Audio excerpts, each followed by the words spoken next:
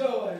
And I say joy is a working title, written in several drafts, and I have called it many things before I've called it that. First, it was bone. The only word I know bare enough to describe survival. See, I watched it defer to the dirt, but never give way to the maggots, and it is stubborn, but willing to serve as a placeholder over centuries, proof that something worth visiting once lived here, full and flesh. And then it was flight. Fight was a close second, but just never seemed to fit. That's when I realized that joy was a thing you needed wings for. An invite-only club that you can't buy your way into. See, most of my family could fly. Like Pat, who smiled through the cancer, laughed at the pain, because couldn't nothing compromise her sore. But I didn't inherit this avian ancestry. Maybe it skips a generation. Maybe it got lost in the mail. I don't know, but I haven't stopped looking. And then it was smoke, filling a house until the scent wouldn't leave the walls. Something to remember it by. Whispering gently, I was only here because you let something burn. And all of a sudden, the fault of ash and agony are all mine. The soot is on my hands. It was once kumbaya, come by here, a beckoning still plea turned to worship in the vast darkness, growing increasingly beautiful in its solitude, and with a bang, it birthed an entire universe. But my favorite was here. How I labored, birthed her still, watched her crawl, nicknamed her desperation as I watched her claw her way out. It made me love her more. Knew the blame wasn't hers, and I still see the tired of her trying, but she trying. So when Preacher Man says, how many of you know you got joy? I say joy is the wreckage. Scrap metal curled at the toes, she is fire and fury. And you seldom touch her without burning your hands. At some point along the way, I hold her to my bare chest. She reminds me that she is a living thing, and she is a working title. But should she stay long enough, I will never let her forget everything she was first. Once upon a time, I met joy out of the mouths of the matriarchs and patriarchs of my church. And I loved how the pastor would so infectiously say, how many of you know that you got joy? And of course, as a kid, I inherited everything that my family did, right? I inherited everything that the church did, right? So therefore, joy was simply something I inherited. But then you grow up, and enough life begins to happen. Enough pain begins to happen. Enough adversity begins to happen, and you start to question, is joy something that really exists? This enduring sense of security, this enduring sense of happiness, or is base happiness like the best I can get, right? Because as the songwriter would say, happiness depends on what's happening. So is that really the only thing that I will be able to attain in this life? And as I was questioning the existence of joy, it hit me. I hadn't met joy once. I had actually met joy a bunch of times. But it's kind of like that friend on Facebook. Like, you know, y'all out in public and you're like, I know you from somewhere. But you got blonde hair now. It was red on your profile pic. That's why. And all of a sudden, I realized that just like me, capable of transformation, joy is capable of the exact same thing. And it was in that moment that I realized that, like many of us, I was operating in error. See, the thing is, a lot of times we like to look at joy and think of her as this destination. And we detach her from everything that leads up to her.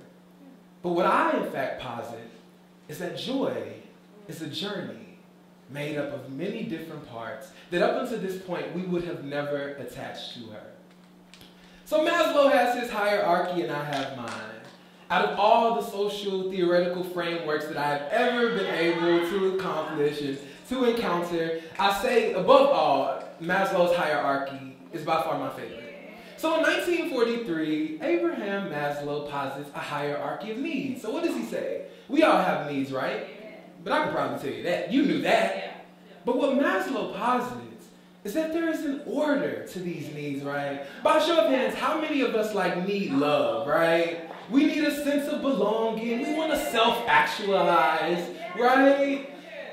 I'm going to be honest with you though, if you don't feed your physical body, you might not get to that phase, right? So we have physiological needs. We have sense of belonging. We have self-actualization. And he posits this hierarchy that says we have these needs. And that in order to get to the next one, you have to satisfy that first foundational level, right? So Maslow has his hierarchy. And through this poem, I have introduced my own. So, Josh, you had this poem, right? All this verbose language, okay, well, what did you actually mean by that? Now, we will break down what joy actually is.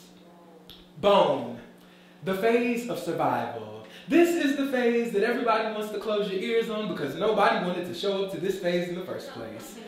This is the phase that we would never actually attach to our concept of joy. Because when we think of joy, we think about the warm feelings, the ephemeral happiness that is enduring, that is lasting, that nobody really wants to let go. But in the bone phase, we realize how strong that we really are. This is when the pain occurs. This is when the adversity occurs. But what happens in this phase is not only do you build your resiliency, but you get to test out the resiliency that you already have. So this is the phase nobody would ever think we could attach to joy, right? It's no way you could attach something as horrible as adversity and pain to something as great as joy. But let me ask you a question. If we look at despair as the polar extreme to joy, and they're on opposite ends, are they not on the same continuum? Let's think about that. So we move from bone, the painful phase, and we go to flight, which is the phase of reconciliation. So as a kid, my absolute favorite magazine was Highlights, okay? This was the Vogue of kids magazines, okay? The end-all, be-all magazine. And one of my favorite activities was composed of two seemingly identical pictures, right? First glance, they're the exact same picture. Until you read the directions and realize that there are subtle differences. So in the phase of reconciliation, the phase of flight, what you begin to do is you look at two pictures. You look at the life you have, and you look at the life you want. And you start to analyze, what are the subtle differences? Now, at this point, you're not blaming yourself for anything. You're as objective as if you were looking at your friend's life. You hand me the picture. Okay, this is what you want, and this is where you are. Okay, these are the differences that need to be made. And it's objective, I'm not judging you, but this is the difference that needs to be made. These are the subtle differences. Now that you've actually kind of made this list of the life that I have and the life that I want, what those differences are, you know how I told you don't have to blame yourself in the last one? You blaming yourself in this one, okay? In the smoke phase, we have the phase of accountability. This is the phase when you start to really actively seek your joy and question, if my life is not what I want, what am I actually doing to contribute to it not being what I want it to be?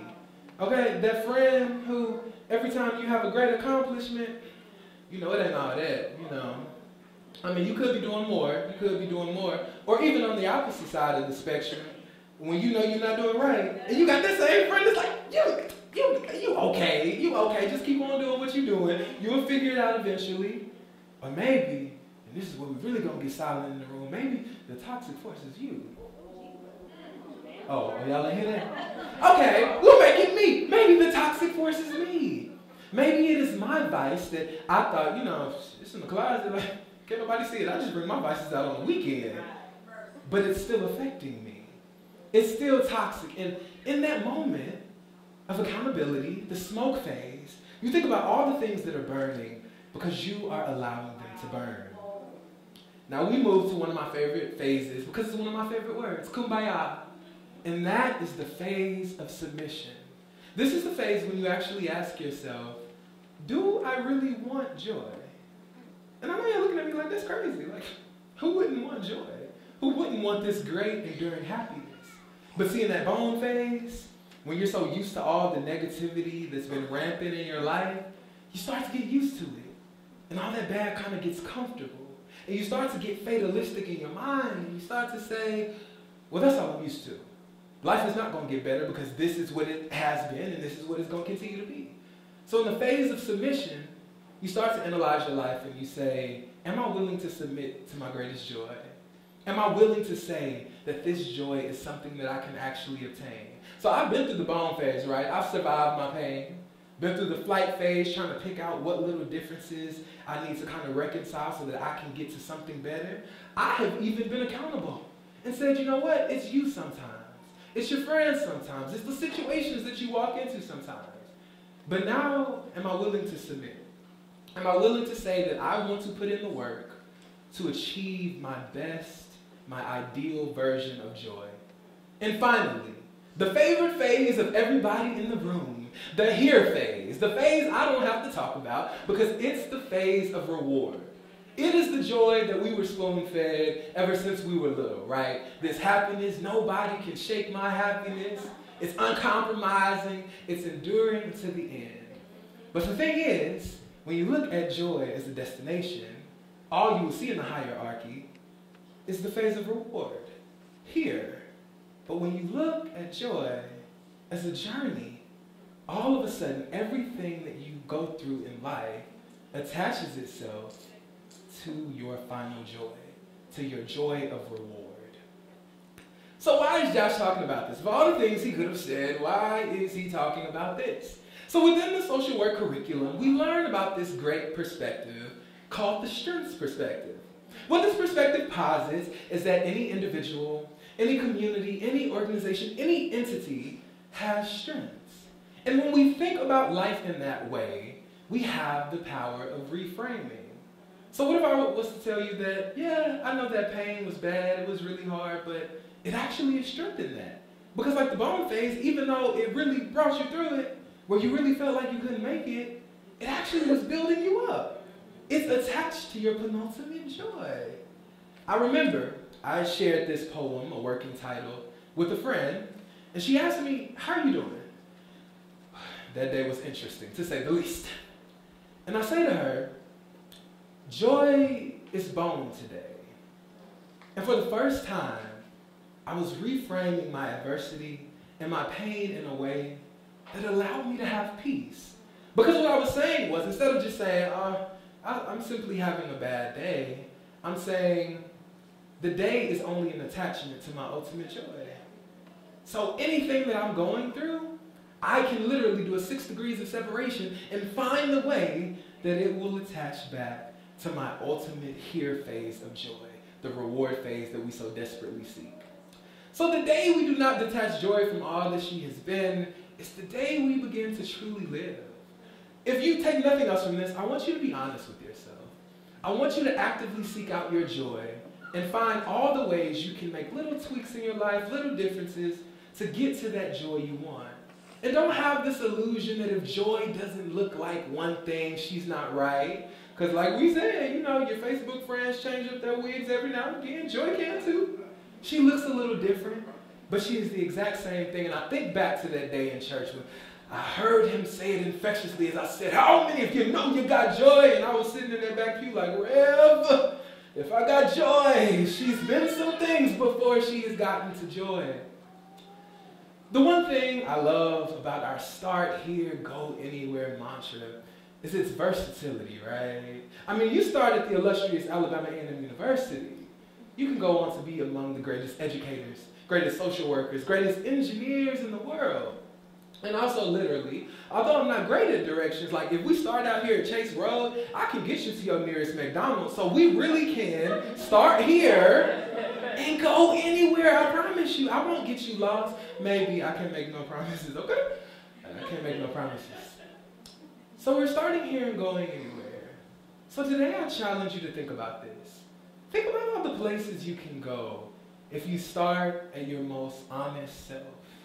If you start at your most vulnerable self, right? Because I made no promises that your adversity itself will change, right? But the way that you look at it will. So, you know, if a house falls on you, I'm sorry, that house fell on you. That probably sucked. But if you look at it as an attachment to the greatest thing that you will ever endure, how much more of a fulfilling life can you lead? So once again, I posit, start with your most vulnerable self.